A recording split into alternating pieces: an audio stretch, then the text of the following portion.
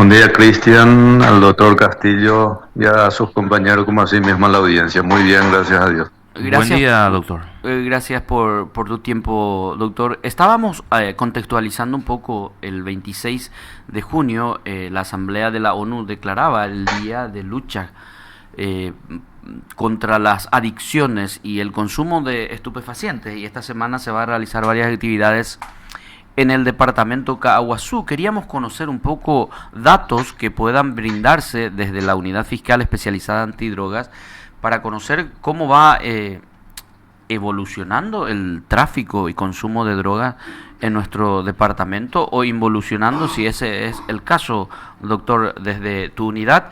¿Qué datos se tienen como para decir en esta situación estamos hoy en el departamento Caaguazú? Así es, Cristian, como dato relevante nada más podría aportar de que a la fecha estoy alcanzando la cantidad de 50 personas acusadas por causas relacionadas a la ley 1340. Ello implica, haciendo un comparativo con el año pasado, que ha aumentado ostensiblemente la cantidad de personas procesadas por ese tipo de hechos. Hemos aumentado la cantidad de procedimientos en lo relacionado al microtráfico, que es un mal que afecta en su mayoría a nuestros jóvenes. La franja etaria a la que corresponden las personas que solemos encontrar es de media para abajo. Entonces, coincido con la apreciación de usted en relación a la afectación que tiene hacia un segmento de la sociedad. Entiendo, doctor. ¿Y cuál es el nivel de responsabilidad de estas 50 personas acusadas? Digo nomás, están los grandes narcotraficantes, están los que son los distribuidores, están los microtraficantes, están las mulas. Es decir, en este grupo de 50 personas, ¿qué nivel de preponderancia tienen en el tráfico de drogas? En su mayoría son relacionadas al microtráfico. Ujú. Sin embargo, sí tengo procesos abiertos por más de 10 toneladas de marihuana, por ejemplo, que están pendientes de realización de audiencia y para juicio oral. Hay cargamentos grandes que hemos logrado incautar dentro del departamento, no en nuestra ciudad, pero Ujú. sí dentro del departamento, y que probablemente estaban destinadas a otras zonas, inclusive fuera del país. Hay que reconocer que lo que afecta en su mayoría a las dos ciudades más grandes que tiene el departamento, Caguazú, Coronel Oviedo, es el microtráfico, sin desconocer la existencia de otras personas involucradas, ya sea como financistas. Yo creo que en relación a las mulas solemos observar los procedimientos que se realizan, mejor dicho, en las fronteras, en el aeropuerto. Nuestro departamento es una zona de producción de la marihuana y de tránsito de otros tipos de sustancias. Cuando hablamos de tránsito fiscal, ¿estamos hablando tráfico aéreo o terrestre? No desconocemos la existencia de varias pistas que serían clandestinas, otras que sí son declaradas que son utilizadas furtivamente por algunas organizaciones, y eh, el aparato estatal muchas veces se ve limitado para la reacción que suelen realizar este tipo de organizaciones. Lleva como máximo media hora en tierra. Entonces, se hace un poco difícil las intervenciones. Sí, se han realizado en otros departamentos a través de agentes especiales. Hemos observado no hace mucho, inclusive enfrentamientos. Y yo creo que el departamento de Caguazú no está ajeno a esa realidad. En, en cuanto a esto de utilizar la pista habilitada oficialmente, el aeródromo de Coronel Oviedo, por lo menos nosotros tenemos registros periodísticos de 3 casos de aterrizaje de narcoavionetas, doctor. Las pistas clandestinas están en el departamento Caaguazú. ¿En qué zonas? No hago referencia específicamente al Ajá. aeródromo de nuestra ciudad. Ujú. Sí, en otros distritos tenemos datos de que existen varias propiedades de grandes extensiones cuyos propietarios válidamente utilizan pistas de aterrizaje para su movilidad privada. Ajá. No obstante, hay que reconocer que esto debe ser declarado ante la DINAC y la no declaración constituye igualmente un delito. Y las informaciones que tenemos podrían indicar de que son esas y en forma furtiva, evidentemente sin la autorización de los propietarios, que podrían ser utilizadas. Doctor, señalabas que hay más de 50 personas hoy procesadas, imputadas, en fin. ¿Se logró ya alguna condena, si bien el lapso de tiempo en el cual estás llevando la titularidad de la unidad especializada es bastante corto aún, doctor? Sí, varias condenas, Néstor, hemos obtenido en juicio oral y otras en procedimientos abreviados. Tengo entendido un poco más de 43 personas fueron ya condenadas bajo mi administración Ujú. y estamos a la expectativa de que los casos que he iniciado ya como titular van a ser las fechas que van a ir realizándose tanto las audiencias como los juicios. Ya los casos que he iniciado el año pasado entre agosto o septiembre. Ahora, lo que específicamente se pretende con la persecución penal, la condena que se puede llegar a dar con los infractores de la ley 1340 es precisamente desalentarlo de algún modo. Ahí ya no es únicamente responsabilidad del Ministerio Público, estimo, porque debería de ser un conjunto de instituciones que trabajan en ello, doctor. Exactamente, Néstor. Las leyes penales, por un principio general, tienen un efecto disuasivo. ¿Qué significa eso? Observar los altos costos en relación a la privación de libertad en duración de tiempo.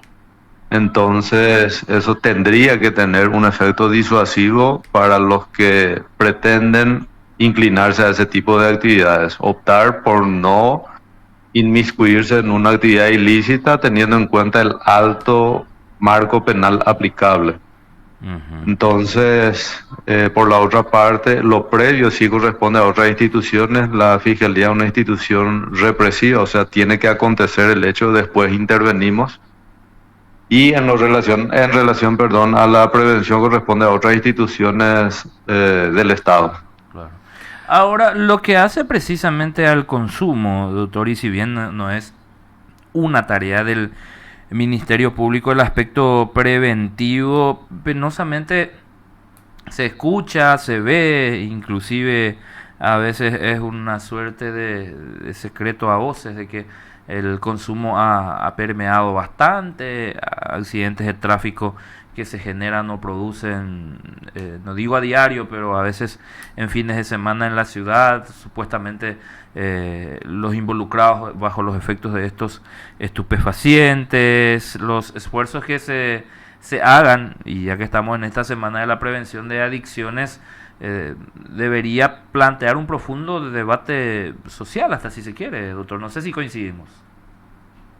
Categórico, Néstor. Yo creo que el Estado debe de poner atención a este flagelo, porque todas las acciones que emprendamos en este tiempo tener sus consecuencias positivas o negativas en el futuro. Creo que la prevención es la mejor opción hasta ahora, no la represión, porque tal como suelen decir los grandes pensadores, del otro lado tenemos recursos ilimitados refiriéndose al ámbito del narcotráfico, recursos ilimitados. Entonces el Estado no debería escatimar sus recursos para direccionar, fomentar, apoyar, por sobre todo ir ampliando el espectro en relación a la prevención. Más aún teniendo en cuenta que son en su mayoría jóvenes las personas afectadas y estos jóvenes van a ser en el futuro nuestras autoridades, probablemente nuestros comunicadores, etcétera, etcétera. Ellos van a ocupar nuestros lugares. La otra arista, doctor, que tenemos en el departamento de Caaguazú es la producción, específicamente la siembra, cosecha y producción de marihuana. Este punto de la lucha contra el narcotráfico, ¿qué resultado está teniendo? Tenemos varias intervenciones donde realizamos corte Cristian de varias hectáreas.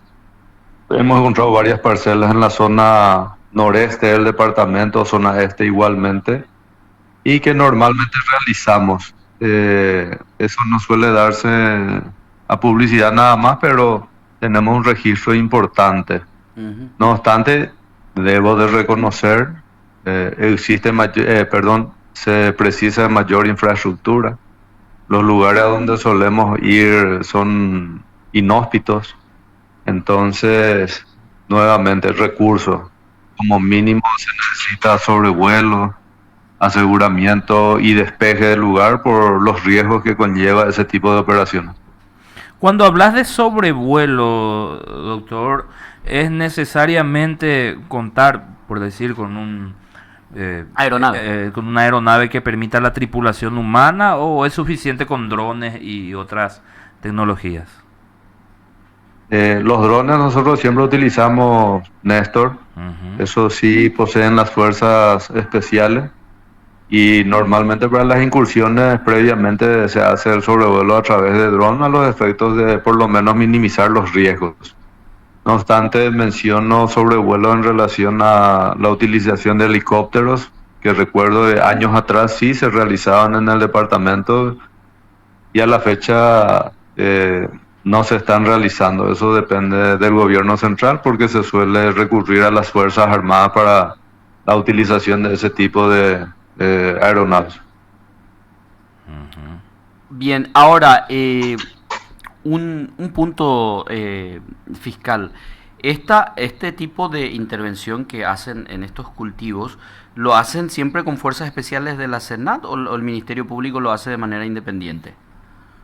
No, absolutamente, Cristian. El Ministerio Público, como director de investigación, tiene sus órganos auxiliares. Ajá. En el ámbito del narcotráfico tenemos al Departamento Regional Antinarcótico de la Policía Nacional e igualmente a miembros de la Secretaría Nacional Antidrogas. En ambos casos tenemos fuerzas operativas que acompañan los procedimientos. En el caso de la SENAT, fuerzas especiales y la Policía Nacional que válidamente están autorizados para la aportación y uso de armas letales. Ahora, doctor, una cuestión, saliendo un poco al margen de lo que venís puntualizando, el, el uso recreativo de algunas sustancias estupefacientes, especialmente la marihuana, en nuestro país, está libremente habilitado al ciudadano o se debe dar bajo ciertas circunstancias específicas el uso recreativo o el uso medicinal, doctor. Eh, Así como uso recreativo, textualmente, Néstor, hay que reconocer que absolutamente la ley no permite. Ujú. El artículo 30, y les invito porque ustedes son comunicadores y es interesante este debate para que las personas que nos escuchan puedan conocer. El artículo 30 de la ley 1340 establece los parámetros de utilización de ciertas sustancias dentro de un margen permitido por la ley. En el caso de cocaína y otros opiáceos, autoriza hasta 2 gramos, siempre y cuando esto haya sido recetado, recomendado por un médico forense, un médico habilitado por el Ministerio de Salud. Eso establece la ley. Y en el caso de la marihuana, establece hasta un máximo de 10 gramos. ¿Qué significa esto? Dentro de esos márgenes la persona puede poseer este tipo de sustancia, pero esta sustancia tuvo que haber sido recomendada o recetada por un médico forense o un médico autorizado por el Ministerio de Salud. Ujú. Entonces, ¿qué es lo que venimos encontrando en la mayoría de los casos? La mayoría de las personas pretenden hacerse pasar por consumidores, pero la verdad es que se dedican a otras actividades, Ajá. pensando que por la limitación de la cantidad encontrada ya podrían considerarse como consumidores. La ley no permite ni medio gramo en su tenencia, solamente establece la posibilidad de que si existe un dictamen forense, una recomendación de un médico registrado en el Ministerio de Salud, los márgenes que he mencionado, hasta 2 gramos casos de cocaína y hasta 10 gramos en caso de marihuana. Ujú. Lo que implica también que uno, quizá con la habilitación pertinente, doctor, pueda portarlo en todo lugar, en todo momento, o se restringe eso a algunos espacios como el domicilio, tal vez. La ley, Néstor, no establece lugares, Ujú. sí establece el requisito que haya sido recomendado para uso personal o medicinal, certificado por un médico forense, aclaro nuevamente, o un médico habilitado por el Ministerio de Salud. Si sobrepasa esa cantidad que he mencionado, 2 gramos cocaína, 10 gramos marihuana, inclusive ya establece una sanción de 2 a 4 años de pena privativa de libertad. Fiscal, está el otro lado de las adicciones que involucran a integrantes de comunidades indígenas, ya sea desde la cola de zapatero, marihuana, crack. ¿Ellos tienen misma responsabilidad penal ante la ley, doctor? Sí, categórico, Cristian. No obstante, la Constitución, tratados internacionales y también el Código Procesal Penal establece un procedimiento especial nada más para los integrantes de comunidades autóctonas. Mm. No establece una exhibición de la responsabilidad penal, solamente que exige nuestro proceso penal un procedimiento especial que significa la asistencia de un consultor técnico en asuntos indígenas, Mm. para que estas personas de estas parcialidades puedan comprender lo que se va a realizar dentro del proceso penal, pero no están eximidos de la responsabilidad penal. Sí se recomienda la aplicación del derecho consuetudinario que cada comunidad tiene dentro de la misma. No obstante, aclaro que se analiza caso por caso. Tengo una persona de una parcialidad de una comunidad indígena que es requerido que sea remitida a juicio oral porque considero que el mismo sí es pasible de un procedimiento especial, pero no obstante, en un juicio oral debe ser debatida su conducta a los efectos de determinar si se aplica el derecho consuetudinario o la ley penal común.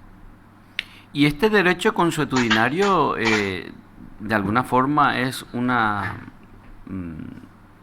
penalización más leve que el derecho común. Sí, categórico. En muchas de las comunidades, una de las sanciones es la expulsión de esa comunidad nada más. Ujú. Entiendo. Ahora, ¿cómo entienden ustedes esos casos? Porque, no sé, asumo entonces que cada fiscal tiene conocimiento acabado de ese derecho consuetudinario que rigen en sus comunidades, doctor.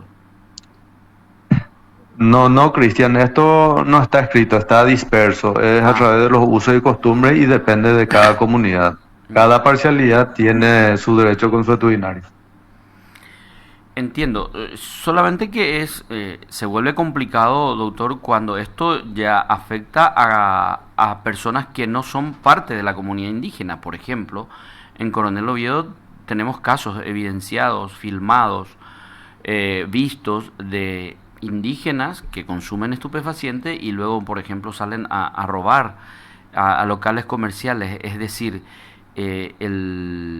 las acciones que ellos llevan a cabo ya trascienden ya sus comunidades, por lo que las leyes vigentes en el Paraguay también deben defender los derechos de terceros aparte de los de ellos.